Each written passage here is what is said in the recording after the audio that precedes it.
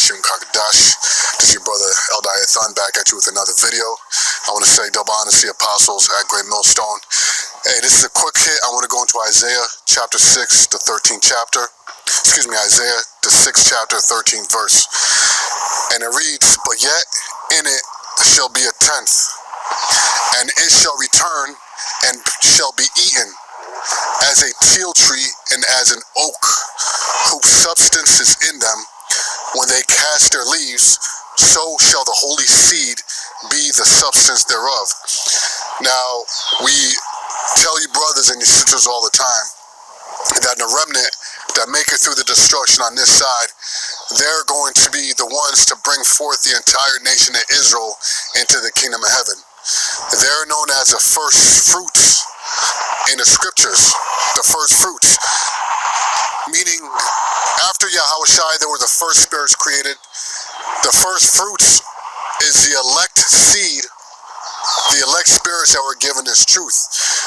So they're going to be the first to enjoy the kingdom of heaven. They're going to establish the kingdom of heaven, and the entire nation of Israel is going to be built upon them. And this is what this is going into. So let me break it down through the spirit.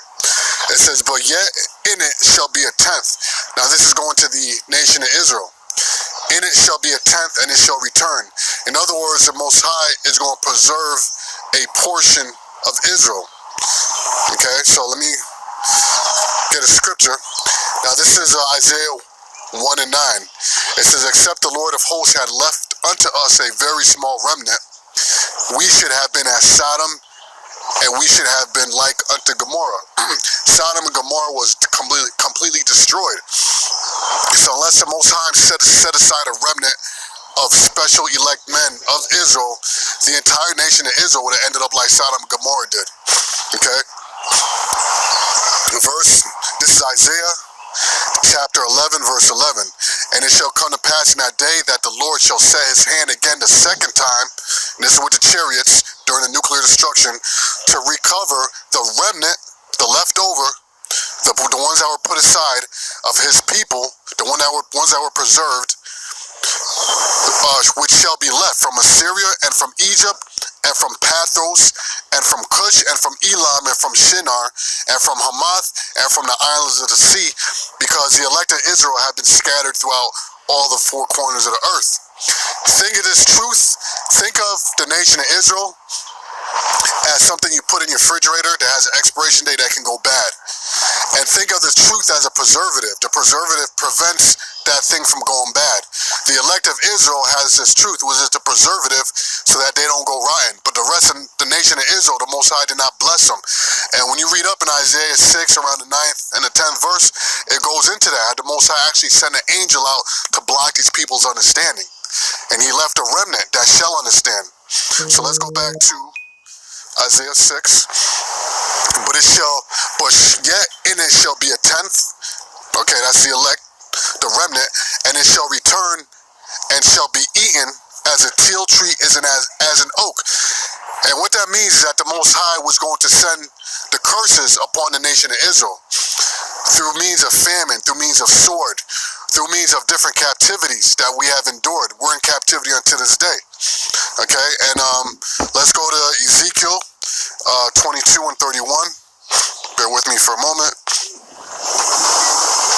Ezekiel 22, and let's go to 31st verse. It says, "Therefore have I poured out my indignation upon them. I have consumed them with the fire of my wrath. Their own way have I recompensed upon their head, saith the Lord Yahweh." Ba'ashem Yahushai. Okay, so when the Most High said it was eaten, meaning the Most High sent the other nations and they ate us up.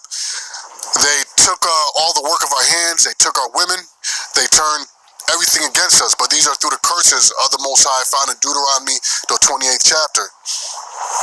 So let's go back to Isaiah.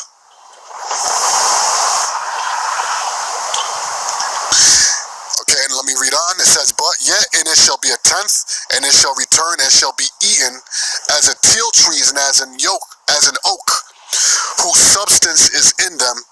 When they cast their leaves, so shall the holy seed be the substance thereof."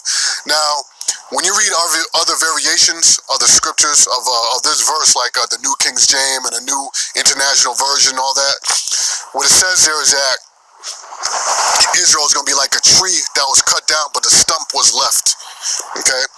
Now what it says here in the King James, it says, as a teal and as an oak whose substance is in them when they shall cast their leaves. Now, if you check out a teal tree and an oak tree, when they shed their leaves have seeds in them. So what the Most High said, it was that he's going to make the tree, the Most High refers to it as a noble tree. He's going to make the tree of Israel bare. He cast off all the leaves, but he left a holy seed, and that holy seed is going to bring the tree back, but a righteous tree, because it's going to sprout forth from the holy seed that the Most High left, known as also the first fruits. He said, whose substance is in them when they cast their leaves, so the holy seed, which is the elect, the remnant, that 10th, when it spoke up there about, but yet and it shall be a 10th, that's the holy seed. So the holy seed shall be the substance thereof. Now I'm going to Revelation, and we're going to go into the first fruits. Give me 1 second. Just prove to you what I was saying.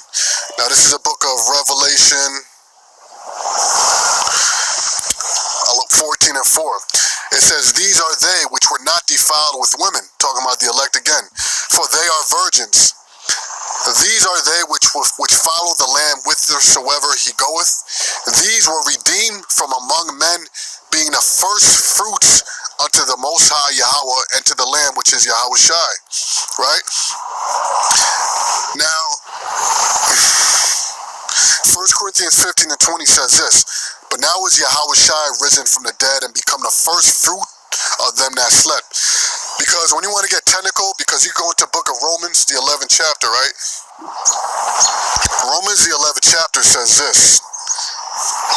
And then we're going to shut it down on the Romans 11 probably.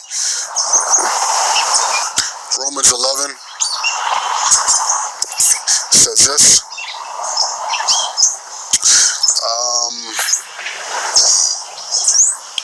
Give me one second. Okay, so let's go to, I'm going to go to the point, verse 16. For if the first fruits be holy, the lump is also holy. And if the root be holy, so are the branches. Okay, now when you go into Romans 11 chapter, Paul, he was speaking to the Sadducees, the Pharisees, because they denounced, or they cast away the Israelite foreigners. Now, what Yahushai did is Yahushai went to the tents of Judah first. He went to the Pharisees, the Sadducees. He debated them. He went to the tents of Judah, and they denounced them. Why did he go to them? Because they were the first fruits. They were the ones that were keeping the law, statutes, commandments. Within them contained the head of Israel. But since they denounced Yahushai then went to the leaves of the branches that were casted off, which were the Gentiles. But through Yahushai, those Gentiles have become first fruits through Yahushai. And this is why I read the scripture which says Yahushai became the first fruit, the first of the first fruits.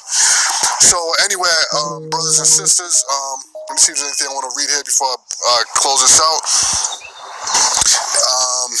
It says, for the first fruit be holy, the lump is also holy, and if the root be holy, so are the branches. And this is why that holy seed that was spoken about is Isaiah 6 and 9. This is why the Most High has preserved them, so in the kingdom of heaven, that holy seed will bring back the branches, will bring back the tree, and Israel should be a holy and noble vine again, because the lump or the seed which it sprouted from was holy, which all begins with Yahushai, the first fruit, into the elect. And we're down to say Shalom. All praises to Yahweh, Ba'ashem Yahushai, Ba'ashem Ukakadash, and to the next time, Shalom.